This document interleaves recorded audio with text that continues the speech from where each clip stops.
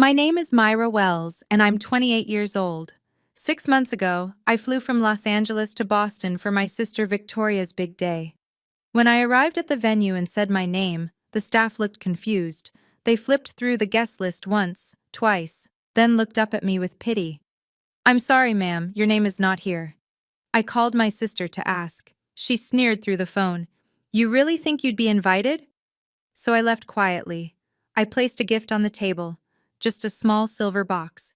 Hours later, when Victoria opened it in front of 400 guests, she saw what was inside, and she hasn't stopped calling since. But I never answered. Before I tell you what was in that box, please take a moment to like and subscribe, but only if you genuinely enjoy this story. Drop a comment telling me where you're watching from and what time it is there. To understand why that gift destroyed everything my sister built, I need to take you back to when I first realized I was never really part of this family. I grew up in a 3-story colonial house in Beacon Hill, Boston. From the outside, we looked like the perfect family, wealthy, respected. The kind of people who summered on Martha's Vineyard and donated to the right charities. But inside those walls, there were 2 daughters, and only one who mattered. Victoria was 3 years older than me. She had the bigger bedroom, the designer clothes, the piano lessons, the dance recitals our parents actually attended. I got the hand-me-downs and the silence. My 10th birthday was when I finally understood my place in this family. I'd been counting down the days. Double digits felt important. I imagined balloons, a cake with my name on it, maybe even a party like Victoria had gotten, the one with the pony and the catered lunch and 40 kids from her class. That morning, I woke up early and ran downstairs. The kitchen was empty. My mother was on the phone, planning Victoria's upcoming cotillion. My father had already left for work. Neither of them looked up when I walked in. "Mom," I said, "it's my birthday." She covered the receiver. "I know, sweetheart. We'll do something later." They never did. But that evening, there was a knock on my bedroom door. It was Grandma Eleanor, my father's mother, holding a small wrapped box. "Happy birthday, my darling girl," she said, sitting on the edge of my bed. Inside was a camera. Not a toy, a real one, with a leather strap and a silver body that felt heavy in my small hands. "You have an artist's eye, my dear." She touched my cheek. "One day the world will see what I see in you." I didn't know it then, but that camera would change my entire life. And Grandma Eleanor? She knew exactly what she was planting. 8 years later, I graduated high school with a full scholarship to the Rhode Island School of Design, one of the best art programs in the country. I thought maybe, finally, my parents would notice me. The ceremony was on a Saturday afternoon. I'd been selected to give a short speech about pursuing your passion. I practiced for weeks, imagining my mother's proud smile, my father's firm handshake. The morning of graduation, I came downstairs in my cap and gown. Victoria was at the kitchen table scrolling through her phone. My parents were huddled over my father's laptop. "The ceremony starts at 2, I said. "We should leave by 1 to get good seats." My mother didn't look up. "Sweetheart, something came up." "What do you mean? My father finally glanced at me. "Victoria has a networking event with Goldman Sachs. It's a huge opportunity for her career. We can't miss it." I stood there in my graduation gown, clutching my speech notes. "It's my graduation." "Photography isn't a real career, Myra." My father's voice was flat. "Maybe you should think about business school like your sister." Victoria smirked but said nothing. I walked to that ceremony alone. I gave my speech to a room full of strangers, and when they called my name to receive my diploma, I looked out at the audience and saw only one familiar face. Grandma Eleanor. Front row, clapping louder than anyone. Afterward, she took my hands in hers. "Remember, sweetheart," she whispered, "the greatest treasures aren't always the ones people fight over. Sometimes they're the ones quietly passed on." I didn't understand what she meant. Not then. But I would. Years later, Standing outside my sister's wedding with a silver box in my hands, I would understand everything. After graduation, I packed 2 suitcases and bought a one-way ticket to Los Angeles. I didn't say goodbye. There was no one to say it to. For the next 10 years, I built my life in silence. I started as an assistant to a wedding photographer, carrying equipment and adjusting lighting. I learned everything I could. I saved every penny. And slowly, client by client, I built something of my own. My family never asked about my work. To them, I was still Myra who takes pictures of strangers. Victoria called occasionally, not to check on me, but to update me on her achievements. Senior marketing director at 29, corner office, engaged to a hedge fund manager. Every conversation was a performance, and I was her only audience. I just closed a 7-figure campaign, she said one evening. What about you? Still doing those little photo shoots? I was sitting in my office at the time, the one with floor-to-ceiling windows overlooking downtown LA. The one with awards on the walls and a client list that would make her head spin. I'm doing well, Victoria. Congratulations on your campaign. Thanks. Mom and Dad are throwing me a celebration dinner next week. Obviously, you're not invited. It's just immediate family. I let that sink in. Immediate family. Of course, I said. Have a wonderful time. I hung up and looked around my office. Everlight Studios. My company. $3 million in revenue last year. Celebrity clients. Magazine features. A team of 12. Victoria had no idea. None of them did. And for a long time, I told myself I didn't care. I told myself their approval didn't matter anymore. But then Grandma Eleanor died, and everything changed. The call came on a Tuesday morning. I was reviewing contracts when my phone rang. A Boston number I didn't recognize. Miss Wells? This is Harrison Lawson, your grandmother's attorney. I'm sorry to inform you that Eleanor Hartwell passed away last night. The world stopped. Grandma Eleanor was 82. She'd been slowing down for years, but I always thought there'd be more time. One more visit, one more phone call, one more chance to tell her how much she meant to me. I flew to Boston that same day.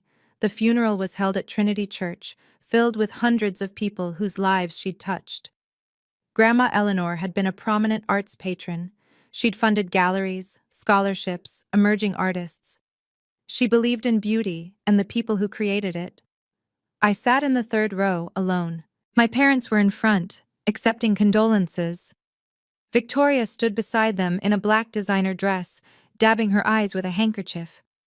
But I noticed something. Between the sympathetic hugs, Victoria kept glancing at my mother, and my mother kept glancing at my father. They were whispering about something. The jewelry collection, I heard Victoria say. Have you talked to the lawyer about when we can— Not here, my mother hissed. We'll discuss it after. I stared at Grandma Eleanor's casket while my family counted her possessions like inventory. She deserved better. We all did. After the service, as people filed out, a hand touched my shoulder. Mr. Lawson, the attorney, gray-haired, kind eyes. Miss Wells, he said quietly, could you stay after? There's something your grandmother wanted you to have. My heart clenched. Of course. I had no idea that what he was about to show me would change everything. Mr. Lawson led me to a small office at the back of the church. He closed the door and sat across from me, a manila envelope in his hands. Your grandmother came to see me 2 years ago, he began. She was very specific about her wishes. What I'm about to show you is separate from her public will. He slid the envelope across the table. Inside were 2 documents and a letter. The first document was a notarized amendment to her estate. I read the words 3 times before they sank in. The Hartwell jewelry collection, her entire collection, valued at $2.3 million, was mine. Not Victoria's, not my mother's, mine. My hands trembled as I opened the letter. My dearest Myra, if you're reading this, I'm gone. But I need you to understand why I've made this choice. Victoria sees these pieces as trophies, status symbols to be displayed and envied. But you, my darling girl, you see their history, their meaning. You understand that beauty isn't about possession, it's about preservation. Your mother and sister will be angry. They'll say I made a mistake. But I've watched you grow into someone remarkable, even when no one else was watching. These pieces belong with someone who will honor them. They belong with you. All my love, Grandma Eleanor. I pressed the letter to my chest, tears streaming down my face. There's one more thing, Mr. Lawson said gently. Your grandmother requested that this remain confidential until you decide the right moment to disclose it. I nodded, unable to speak. I tucked the documents into my bag and walked out of that church with a secret that would sit in my heart for 6 months. I didn't know then that I'd be using it at my sister's wedding. 3 months after the funeral, I heard the news. Victoria was engaged. Marcus Thornton, old money from Connecticut. His family owned half the commercial real estate in New England. It was the kind of match my parents had always dreamed of. Wealth marrying wealth, status cementing status. The wedding would be at the Grand Belmont Hotel in Boston. 400 guests, a 6-figure budget, every detail planned to perfection. I waited for my invitation. Weeks passed. Nothing. I checked my mail every day. I refreshed my email constantly. I told myself there must be a delay, that surely my own sister wouldn't. Finally, I called my mother. Mom, I haven't received my invitation to Victoria's wedding yet. Should I RSVP directly to her, or? There was a long pause. Myra. My mother's voice was careful. Victoria wanted me to talk to you about that. My stomach dropped. It's just, the wedding is very intimate. Victoria felt it would be better if you didn't attend. Intimate, I almost laughed. I saw on her Instagram that there are 400 guests. Another pause. You know how you can be at these events. Awkward. We don't want anything to distract from Victoria's day. I sat in silence, the phone pressed to my ear. I see, I said finally. Thank you for letting me know, Mom. I hung up. That night, I scrolled through Victoria's social media. Photos of her dress fitting, her engagement party, her registry at Tiffany's, comments from hundreds of people congratulating her, 400 guests, but not a single seat for her own sister. I stared at my phone for a long time, and then I made my decision. Now I need to ask you something. If you were in my shoes, if your own family banned you from your sister's wedding and lied about it being intimate, what would you do? Would you show up anyway? Would you walk away forever? Would you do something else entirely? Drop your answer in the comments. I'm genuinely curious what you'd choose, and while you're thinking about it, hit that subscribe button so you don't miss what happens next. Because what I did, no one saw it coming. I booked my flight 3 days before the wedding, Los Angeles to Boston. One way. I didn't tell anyone. I didn't ask permission. I simply packed a small bag and prepared the one thing I needed to bring. A gift. It sat on my kitchen counter in a silver box with a white ribbon, small enough to fit in my purse, light enough that you'd never guess what was inside. The night before my flight, I couldn't sleep. I kept asking myself if I was doing the right thing. Part of me wanted to stay home, to protect myself from another rejection, to pretend I didn't care, but I did care. That was the problem. For 28 years, I had been invisible to my family. I had accepted their dismissal, their favoritism, their casual cruelty. I had built a life 3,000 miles away and told myself it was enough. It wasn't. I wasn't flying to Boston for revenge. I wasn't going to make a scene or ruin Victoria's day. I just wanted to do one thing. I wanted to give my sister a wedding gift. I wanted to be seen, just once, as someone who existed. At 6 in the morning, I put on a simple navy dress, applied my lipstick, and looked at myself in the mirror. You can do this, I whispered. I picked up the silver box and tucked it into my bag. I didn't know what would happen when Victoria opened it. I didn't know if it would change anything or nothing at all, But I knew I couldn't keep carrying this secret forever.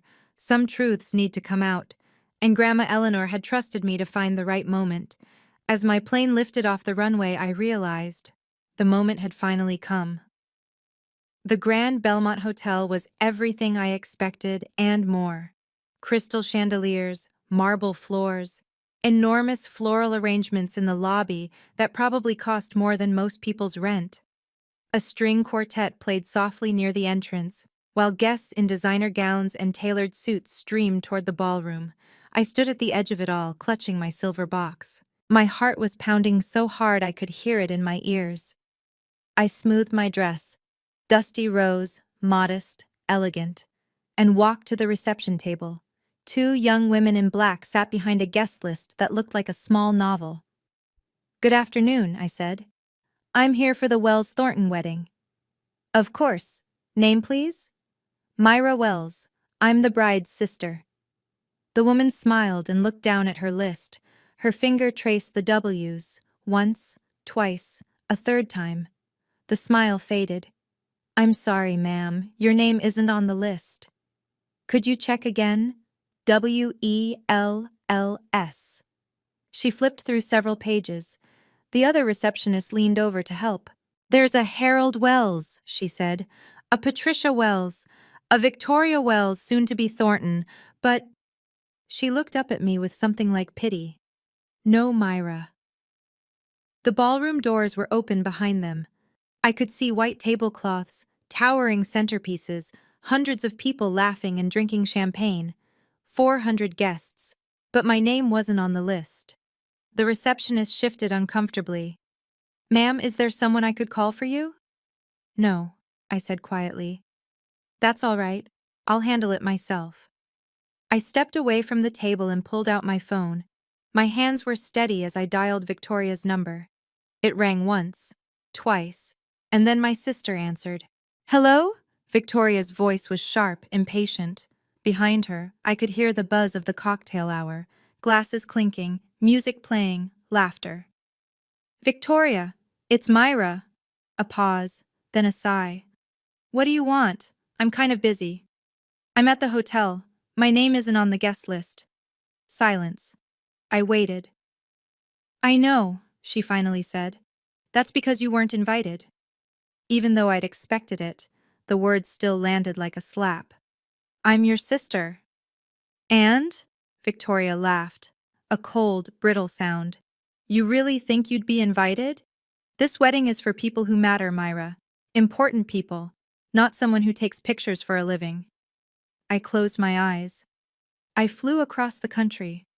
"That's your problem, not mine. I didn't ask you to come, you. I just wanted to give you a gift, to wish you well." "A gift?" She snorted. "What could you possibly give me that I don't already have? Let me guess. A homemade photo album? A coupon for a free portrait session?" I said nothing. "Let me make this clear," Victoria continued. "No one wants you here. Not Mom, not Dad, and definitely not me. You've always been an embarrassment to this family. Go home, Myra. Go back to your little life in California and stop pretending you belong in mine." I stood in the hotel lobby, surrounded by strangers, and let her words wash over me. I could have fought back. I could have yelled, cried, begged, but I didn't. "I understand," I said. My voice was calm, even. "I'll leave your gift at the reception table." "Fine, whatever, don't cause a scene." She hung up. I stared at my phone for a moment. Then I smiled, because I knew exactly what was in that box, and I knew exactly when she'd open it. The gift table was a masterpiece of excess. Hundreds of wrapped boxes in every size: Tiffany blue, Hermes orange, glossy white with golden bows, crystal decanters, silver frames, envelopes that undoubtedly contained checks with many zeros. I walked toward it slowly, my silver box in hand. The receptionist who had turned me away watched from her post. Her expression was uncertain, sympathetic maybe, or just confused by the woman who'd been rejected but hadn't left. I found an empty spot near the edge of the table and set my gift down. It looked small among the grandeur, humble, easy to overlook, easy. I pulled a card from my purse and tucked it under the ribbon. To Victoria, from your sister Myra. Ma'am? I turned. The receptionist had approached, her voice gentle. Are you sure you don't want to stay? I could try to speak with the wedding coordinator, maybe. No, thank you. I gave her a small smile. Some gifts speak louder when the giver is absent. She blinked, clearly unsure what to make of that. I took one last look at the ballroom doors. Somewhere inside, my family was celebrating. My mother was probably complimenting Victoria's dress. My father was probably shaking hands with important people. And Victoria was probably glowing, basking in the attention she'd always craved. None of them were thinking about me. That was fine. They would be thinking about me soon enough. I turned and walked through the lobby, past the chandeliers and the string quartet, and the beautiful people in their beautiful clothes. I didn't look back. Outside, the autumn air was crisp and clean. I took a deep breath, pulled out my phone, and booked the next flight to Los Angeles. As my taxi pulled away from the Grand Belmont, I smiled. The reception would start any minute now, and soon Victoria would reach for my gift. But before I tell you what happened next, I need to take you back 2 months. Back to the moment when fate, or perhaps Grandma Eleanor's spirit, decided to play one final card. It was a Wednesday afternoon. I was at my desk, reviewing invoices, when my assistant knocked on my door. Myra, you have a call. Someone named Caroline Ashford? My heart skipped. Caroline Ashford was a legend in the wedding industry, owner of Ashford Events, the most exclusive wedding planning agency on the East Coast. She'd coordinated ceremonies for senators, celebrities, old money dynasties. She'd also been Grandma Eleanor's closest friend. I picked up the phone. Mrs. Ashford, it's been a long time. Too long, my dear. Her voice was warm, familiar. Eleanor spoke of you constantly, you know. She was so proud of what you've built. My throat tightened. Thank you. I'm calling because I have a bride in Boston who needs a photographer, very particular, very demanding. She wants the best, and I told her Everlight Studios is the best. I appreciate the referral. There's one thing you should know. Caroline paused. The bride is your sister. I sat very still. Victoria signed the contract last week, Caroline continued. She has no idea you own the company. She just saw our portfolio and fell in love with the work. You knew, and you still recommended us? Your grandmother would have wanted this, Myra. She always said the truth finds its own way out. Caroline's voice softened. The contract is already signed. $15,000, non-refundable deposit. Whether you show up personally is entirely your choice. I stared out my window at the Los Angeles skyline. My sister had hired me. She'd signed a contract with the company she didn't know I owned. And she had no idea. There was something else Victoria didn't know. 1 month before the wedding, she'd hosted a bridal brunch. I heard about it through Caroline, who heard about it through the Boston social circuit. 30 women, a private room at the Four Seasons, champagne and crustless sandwiches, and Victoria holding court like a queen. The topic of conversation? The Hartwell jewelry collection. Grandma's pearls will be my something old, Victoria had announced to the room. The collection is worth over $2 million. It's been in our family for generations. How wonderful that it's going to you, someone said. Well, obviously. Victoria had smiled. I was always Grandma's favorite. She knew I would appreciate those pieces properly, not like my sister, who wouldn't know a Cartier from a costume piece. My mother had nodded along, sipping her mimosa. Your grandmother would want you to have them, sweetheart. You were always the one she was proudest of. What neither of them knew, the collection was already mine. It had been mine for 6 months. Victoria had contacted Mr. Lawson multiple times, trying to claim the jewelry before the wedding. He'd politely deflected, citing ongoing estate matters. She assumed it was just paperwork delays. She'd even commissioned a custom display case for her dressing room, ready to receive her inheritance. She'd told Marcus's family about the collection, old money impressed by old jewels. She'd told her friends. She'd probably already planned which magazines to show them to. And all of it was built on a lie she didn't know she was telling. She believed she was entitled to those pieces. She believed Grandma Eleanor had loved her best. She was about to find out how wrong she was.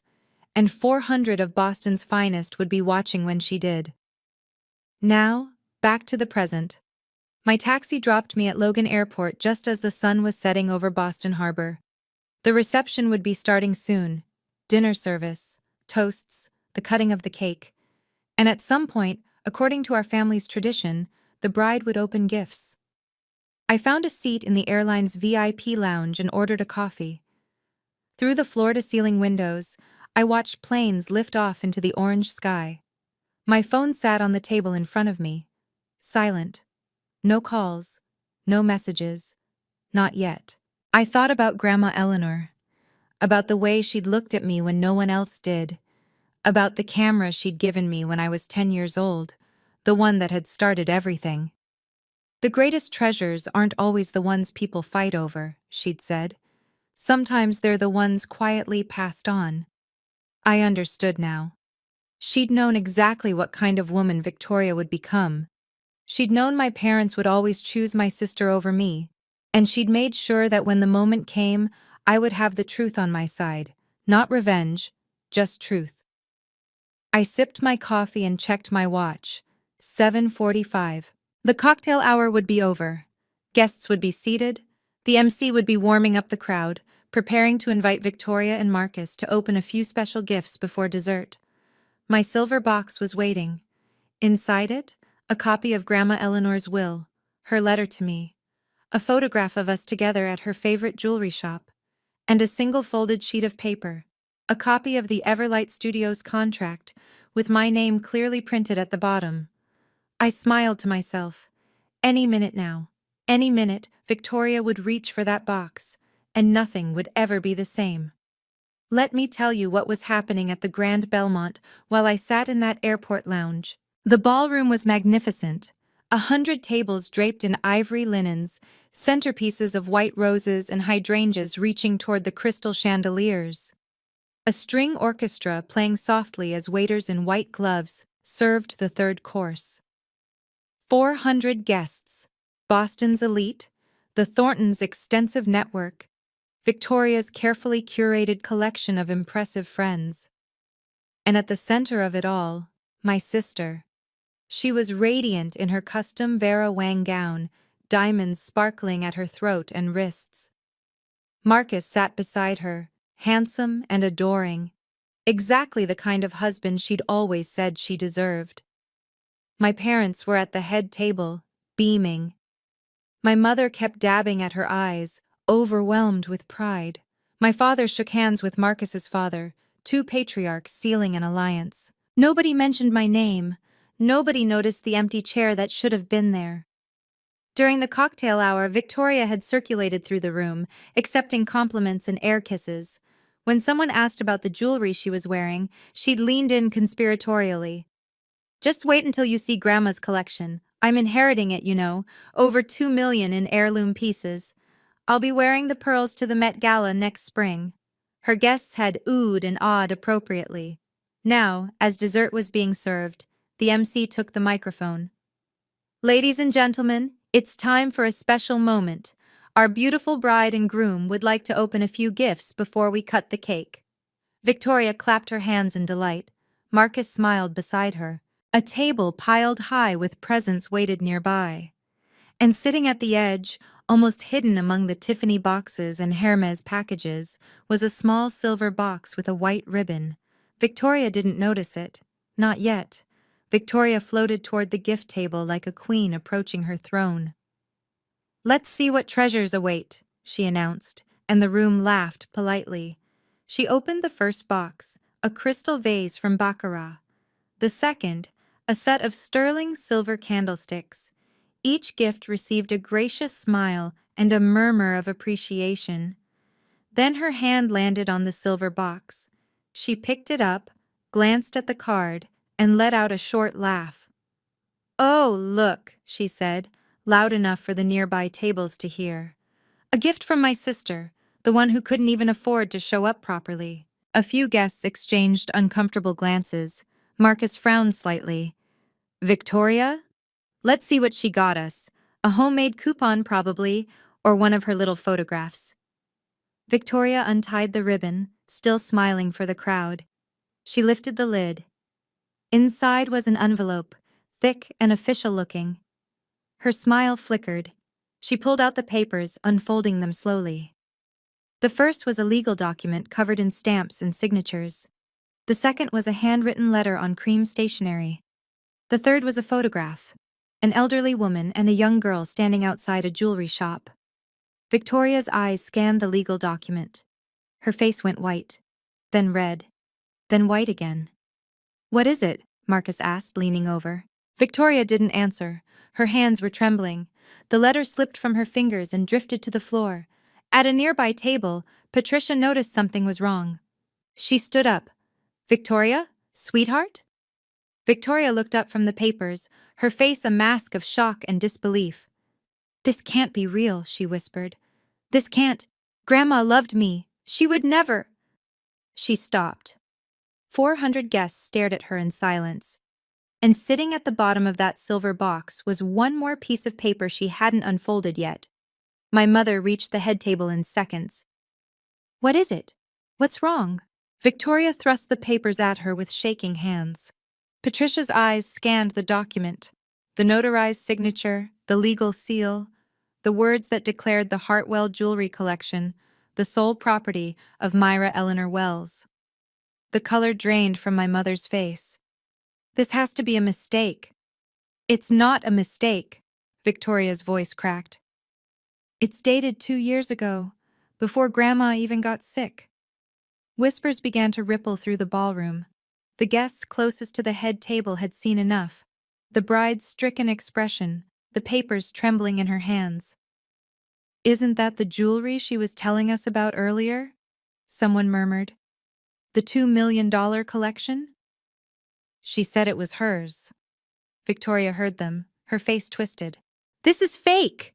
She held up the papers like evidence of a crime. "My sister forged this. She's always been jealous of me."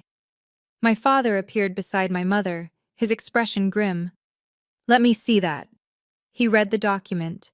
Then he picked up the letter from the floor. Grandma Eleanor's handwritten explanation.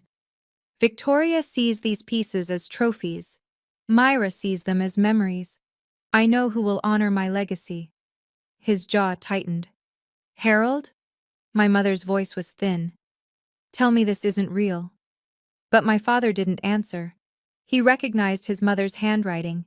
He knew her signature. He understood, perhaps for the first time, what Eleanor had seen in both her granddaughters, and what she'd chosen. "This can't be happening!" Victoria snatched the letter back, tears streaming down her face. "Not today! Not at my wedding!"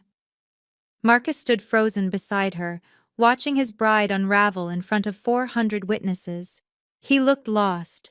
He looked like a man who was just beginning to realize he didn't know his fiancée at all. "Wait," Marcus's voice cut through Victoria's sobs. He was staring at the silver box. "There's something else in there." Victoria looked down. At the bottom of the box, half hidden by tissue paper, was another folded document. She pulled it out with trembling fingers. It was a contract, a photography contract. The header read, "Everlight Studios, Wedding Services Agreement." Victoria's eyes dropped to the signature page. Client, Victoria Wells. Owner-proprietor, Myra Wells. Amount paid, $15,000, non-refundable. She stared at it. "No." Her voice was barely a whisper. "No, no, no!" "Victoria?" Marcus took the paper from her. His eyes widened as he read. "You hired her company? You told me your sister was struggling, that she couldn't hold down a job." "I didn't know, I didn't—" Victoria spun around, wild-eyed. "Where's the photographer? Where's the photographer?" A young woman with a camera stepped forward nervously from the corner where the photography team had been working all evening. "I'm sorry, ma'am. I'm the lead photographer. Ms. Wells, Myra Wells, is the owner, but she doesn't typically attend shoots personally. You work for her? The photographer nodded carefully. Everlight Studios has photographed over 200 weddings. We're one of the top firms in the country. The ballroom was completely silent now. 400 guests. Every single one watching Victoria's carefully constructed world crumble in real time. Someone at a nearby table pulled out their phone. Did she say $2 million? And the sister owns a photography company? The one Victoria's been calling a failure? Marcus was still holding the contract, his face unreadable. Victoria. His voice was quiet. What else have you lied about? Victoria couldn't answer. She was too busy reaching for her phone. She needed to call me. She needed to scream at someone. She needed to fix this. But some things can't be fixed. Okay, I have to pause here. Raise your hand in the comments if you saw that coming. Because honestly, even I didn't expect everything to unravel this fast. Victoria just found out that the grandmother she thought loved her best actually saw right through her. And the sister she called a failure? She owns the company that's photographing her wedding. If you want to see how this ends, and trust me, it gets wilder, hit that like button and stay with me, because Victoria's about to make a choice that will define everything that happens next. The whispers had grown into a steady murmur. Victoria stood at the head table, mascara streaking down her cheeks, the damning papers clutched in her hands. My parents flanked her like sentries, though they looked just as shell-shocked as she did. That's when Caroline Ashford stepped forward. She'd been watching from a corner of the ballroom, the elegant wedding planner who had orchestrated every detail of this perfect day. Now she walked toward the head table with the calm authority of someone who had seen it all. If I may. The room quieted. Caroline took the legal document from Victoria's trembling hands and examined it briefly. This is authentic, she said, loud enough for nearby tables to hear. I witnessed Eleanor Hartwell sign this amendment 2 years ago. I was present when she discussed her wishes with her attorney. Patricia stepped forward. Caroline, you can't possibly. I can, Patricia. Caroline's voice was gentle but firm. Eleanor was my dearest friend for 40 years. She told me exactly why she made this choice. Then tell us, Victoria cried. Tell us why she would do this. Caroline looked at her with something like pity. She said, Victoria sees jewelry as trophies. Myra sees them as memories. She said your sister was the only one who ever loved her for who she was, not what she owned. The words hung in the air. At a table near the back, someone was definitely filming on their phone now. She also said something else. Caroline folded her hands. She said, Myra never asked me for anything. Victoria never stopped asking. That mattered to her. Victoria's mouth opened, but no sound came out. For the first time in her life, my sister had nothing to say, and 400 witnesses had heard every word. There's something else people should know. The voice came from the back of the room. A man in his 60s stood up, silver-haired, distinguished, wearing a suit that cost more than most cars. Richard Pemberton, CEO of Pemberton Media Group, one of Marcus's father's oldest friends. I know Myra Wells, he said. She photographed my daughter's wedding last year in Malibu. 600 guests. She was brilliant.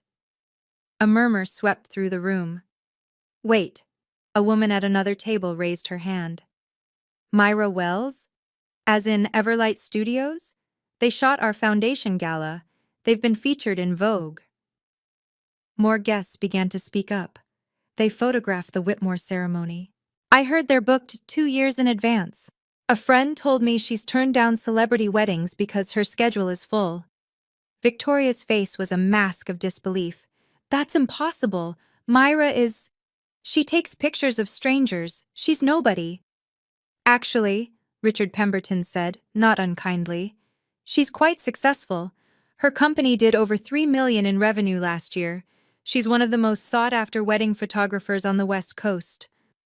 My mother grabbed the back of a chair. $3 million? She looked like she might faint. My father stood very still, his face unreadable. But I knew that expression. He was calculating, re-evaluating, realizing just how wrong he'd been. "She never said anything," he murmured. "Why would she?" Richard replied. "From what I understand, your family wasn't particularly interested in listening." Victoria spun toward Marcus. "This doesn't change anything. She's still trying to ruin my day. She's still—" "Victoria." Marcus's voice was cold in a way I'm told no one had ever heard before. "Stop talking." His bride fell silent. And in that silence, the truth settled over the room like dust after an explosion. 3,000 miles away, my phone began to ring.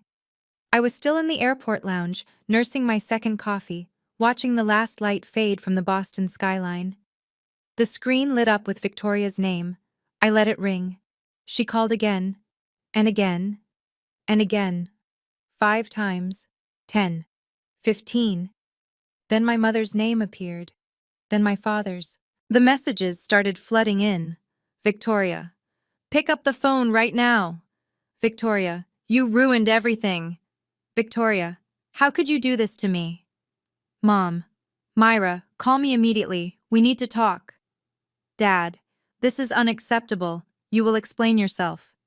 Victoria, I will never forgive you for this. Victoria, the whole room is staring at me. Victoria, what was in that box?" I watched the notifications pile up.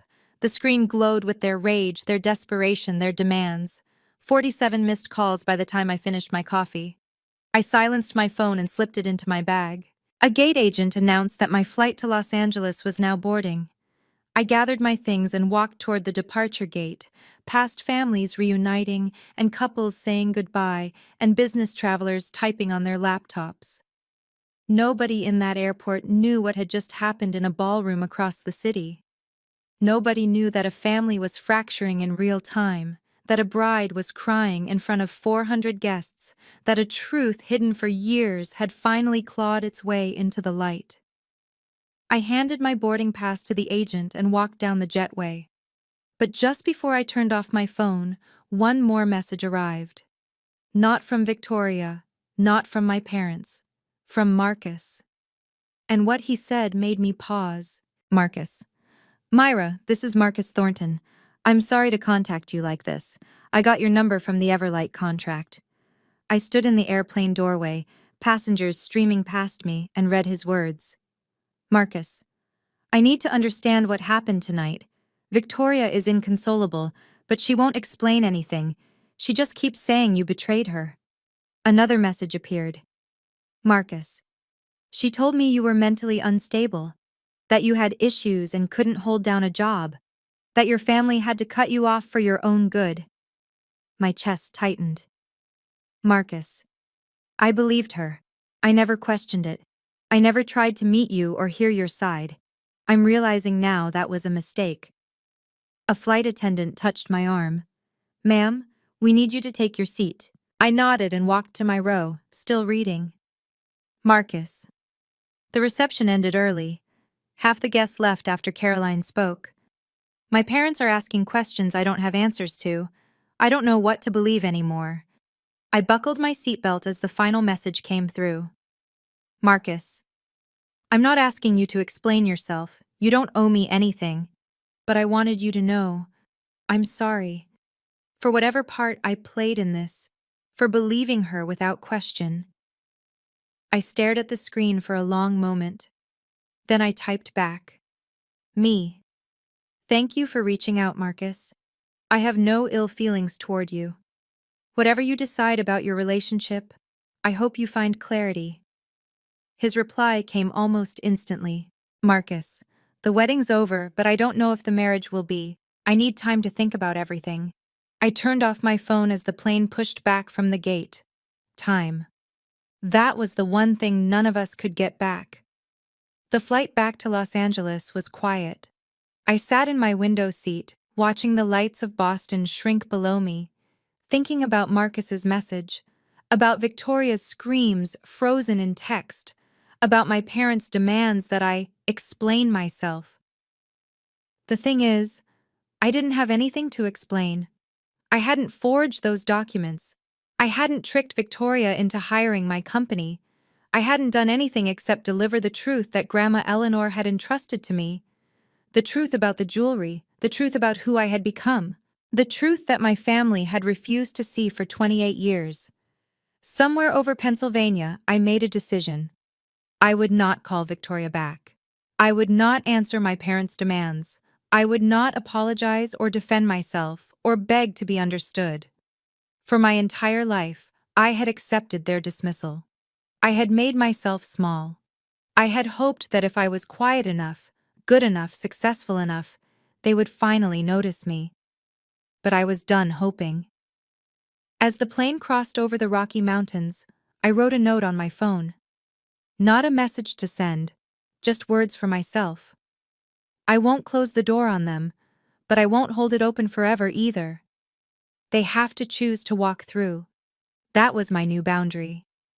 If Victoria wanted to apologize, really apologize, I would listen. If my parents wanted to know me, really know me, I would give them a chance. But I would not chase them anymore. I would not perform my worth for people who had never bothered to look. I put my phone away and closed my eyes. By the time we landed in Los Angeles, the sun was rising over the Pacific. It felt like the beginning of something, or maybe the end. Either way, I was ready. I didn't find out about the video until the next morning. My assistant, Jenna, was waiting when I walked into the Everlight Studios office. She had her phone in her hand, and an expression somewhere between amazement and concern. "Myra, you need to see this." She turned the screen toward me. A TikTok video, already at 2 million views and climbing. The caption read, "Rich bride finds out her loser sister is actually a millionaire." Someone at the wedding had been filming. The video showed Victoria at the head table, her face shifting from smug to confused to devastated as she read the documents. It captured Caroline's speech. It captured the guests murmuring, Richard Pemberton's revelation about my company, Marcus's cold command for Victoria to stop talking.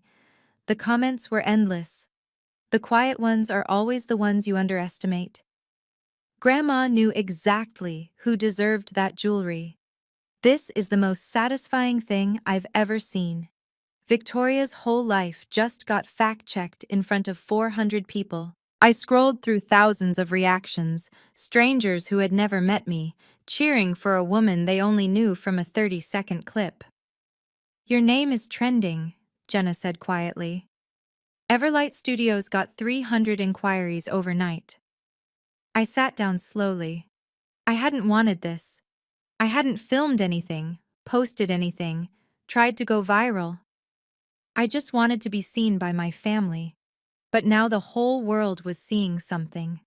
My phone buzzed. An email from a reporter at the Boston Globe. "Ms. Wells, we'd love to interview you about the viral wedding video." I deleted it. "Cancel my meetings today," I told Jenna. "I need some time to think." Because this wasn't over. This was just the beginning, and I had a feeling my family would be showing up soon. 3 days later, my mother appeared. I was in my office, reviewing proofs from a recent shoot, when my receptionist buzzed. "Ms. Wells? There's a woman here to see you. She says she's your mother." I closed my eyes for a moment. Then I stood and walked to the lobby. Patricia Wells stood near the entrance, looking utterly out of place. She was dressed in her usual Chanel, pearl earrings, silk blouse, perfectly coiffed hair, but her eyes were red-rimmed and uncertain. She stared at the reception desk, at the awards on the walls, at the framed magazine covers featuring Everlight Studios. "This is yours?" she said when she saw me. "All of this?" "Yes. You never told us. You never asked." She flinched. I led her to my office and closed the door. She sat in the chair across from my desk, her hands folded tightly in her lap. "I came to talk about what happened," I assumed. "You ruined your sister's wedding." Her voice cracked. "How could you do that to her?" "I wasn't at the wedding, Mom. I wasn't invited." "You know what I mean. That stunt with the gift." I leaned back in my chair. I gave her Grandma Eleanor's truth. The documents are real. The will is legal. Everything in that box was authentic. But why? Why humiliate her in front of everyone? I didn't humiliate her. She humiliated herself. I kept my voice steady. She spent months bragging about jewelry that was never hers. She lied to her fiancé about me. She told everyone I was a failure. My mother's face crumpled. Mom, I leaned forward. I spent 28 years being invisible to this family. I'm not asking for an apology. I'm just asking for honesty. She stared at me. And then, for the first time in my life, my mother actually looked at me. My mother's gaze traveled slowly around my office. The floor-to-ceiling windows overlooking downtown LA. The awards displayed on the shelves, industry recognitions, magazine features, a framed letter from a senator thanking me for documenting his daughter's wedding. The photographs on the walls, each one a testament to a career built in silence. Her eyes landed on a picture of me with Grandma Eleanor, taken at her 81st birthday. We were laughing about something, our heads tilted together, and then Patricia Wells began to cry. Not the delicate tears she produced at social events, real sobs, ugly and raw, shaking her whole body. "We failed you," she said between breaths. "I failed you." I didn't move. I didn't speak. I let her have the words. Victoria always demanded so much. She was loud about what she wanted, what she needed, and you were just quiet. You never complained, you never asked for anything. She wiped her face with trembling hands. I thought that meant you were fine. I thought you didn't need us. I stopped needing you, I said quietly, because I knew you wouldn't be there. She flinched like I'd struck her. I thought, she struggled to compose herself. I thought we were giving Victoria extra attention because she needed it more. But that wasn't true, was it? She needed it because we taught her to need it, and you stopped needing because we taught you not to hope. I said nothing. Eleanor tried to tell me. My mother's voice was barely a whisper. She said I was losing you. I didn't listen. I thought she was being dramatic. She looked at me with red eyes. I don't expect you to forgive me, Myra, but I needed you to know. I see it now. I see what I did. I let the silence hold, then I nodded. It wasn't forgiveness, but it was a start. Before she left, my mother told me about Victoria. "Marcus postponed the honeymoon," she said, her voice hollow. "He's staying at his parents' house. He says he needs time to think about everything. About whether he still wants to be married?" My mother nodded miserably. The video made things worse. She pressed her fingers to her temples. It's everywhere. 3 million views now. People at Victoria's company have seen it. Her boss called her in for a meeting. They asked her to take a leave of absence until the situation quiets down. I felt a strange heaviness in my chest. Not satisfaction, not joy, just heaviness. "There's more," my mother continued. "Marcus's parents, the Thorntons, they called your father.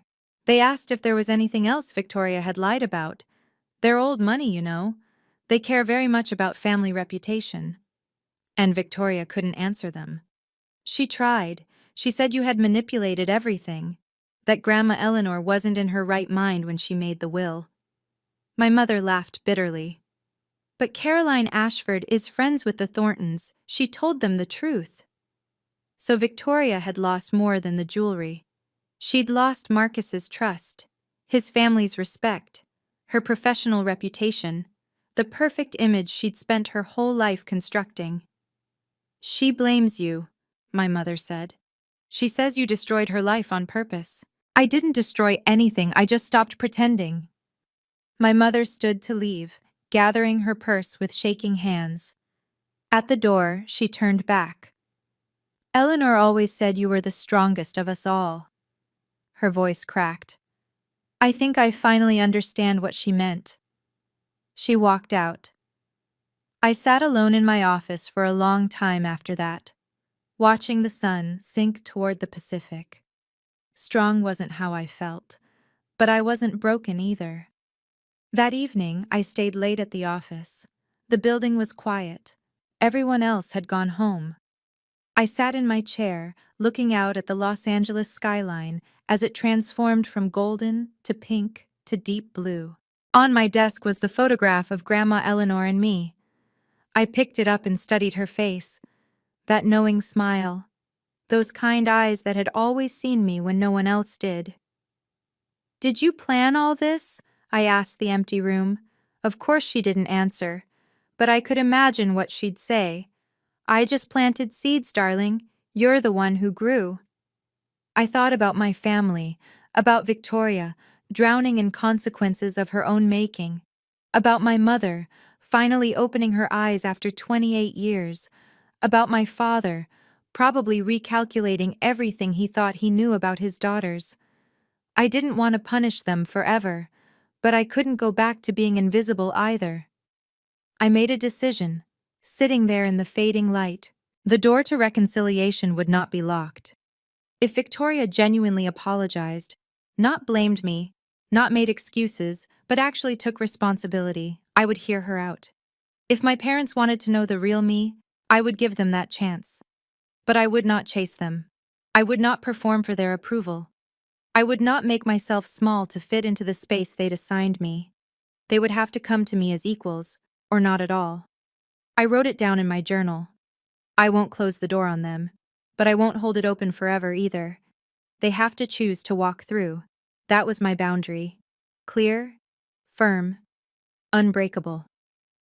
For the first time in my life, I knew exactly what I deserved, and I wasn't willing to accept anything less. A week after my mother's visit, I went to the bank. The Hartwell collection was waiting for me in a private vault. 12 pieces of exquisite jewelry that had been in my grandmother's family for generations. Pearl necklaces from the 1920s, Art Deco diamond earrings, a sapphire brooch that had once belonged to a duchess. I held each piece carefully, thinking about the hands that had worn them, the stories they carried, the love they represented. Victoria had wanted these as trophies, status symbols to photograph and display and brag about, but Grandma Eleanor had seen them differently. "Beauty isn't about possession," she'd written in her letter. "It's about preservation." I understood now. I arranged for the most historically significant pieces to be loaned to the Boston Museum of Fine Arts, where they would be displayed in the decorative arts wing with a plaque honoring Eleanor Hartwell's legacy. The rest I would keep safe. One day, if I had children, they would inherit them, along with the stories of where they came from and what they meant. As I was leaving the vault, the bank manager handed me a sealed envelope. "This was in the safe deposit box as well, Ms. Wells. We didn't notice it before." Inside was a short handwritten note. "My darling Myra, one more thing I didn't tell you. I left Victoria something too. A small pearl bracelet that was my mother's. Simple, not valuable, but meaningful if she could understand its worth. I hope someday she will. Love always, Grandma Eleanor." I stood in the bank lobby and let the tears fall. Even in death, my grandmother had hoped Victoria might change. Maybe she would. Maybe she wouldn't. Either way, I would honor Grandma Eleanor's memory the only way I knew how, by being the person she always believed I could be. 6 months have passed since Victoria's wedding. I'm still in Los Angeles, still running Everlight Studios, still building the life I created from nothing. The viral video eventually faded, as these things do. My name is no longer trending. The reporters stopped calling. But some things are different now. My mother calls once a week. Awkward, halting conversations at first, neither of us knowing what to say, but slowly, we're learning. She asks about my work. I tell her. She listens. It's a beginning. My father sent a letter, 3 pages, handwritten, apologizing for years of blindness. I haven't written back yet. I'm not sure what to say. But I'm thinking about it. Victoria and Marcus are in couples therapy. She called me last month, the first time since the wedding. She didn't apologize exactly, but she didn't attack either. She just said, "I'm trying to understand." Maybe that's all she can offer right now. Maybe someday it will be more. I've learned something through all of this. The best response to contempt isn't revenge. It's not proving them wrong or rubbing your success in their faces. It's building something real. It's protecting what matters. It's knowing your worth so deeply that no one's opinion, not even your family's, can shake it. I didn't show up at that wedding to destroy my sister. I showed up to finally be seen. And that gift I left on the table? It wasn't about tearing her down. It was about standing up. For the first time in my life, I chose myself. So let me ask you this. Have you ever had to set a boundary with someone you loved? What did it cost you? What did you gain? Drop your story in the comments. I'll be reading every single one. Because sometimes the bravest thing you can do isn't showing up. It's knowing when to walk away. Thank you for staying until the end. If this story touched you, if you've ever felt invisible in your own family, please share it with someone who needs to hear this. And if you want more stories like this, check out the video in the description. I think you'll love it. Until next time, remember, you are worthy of being seen. Goodbye for now.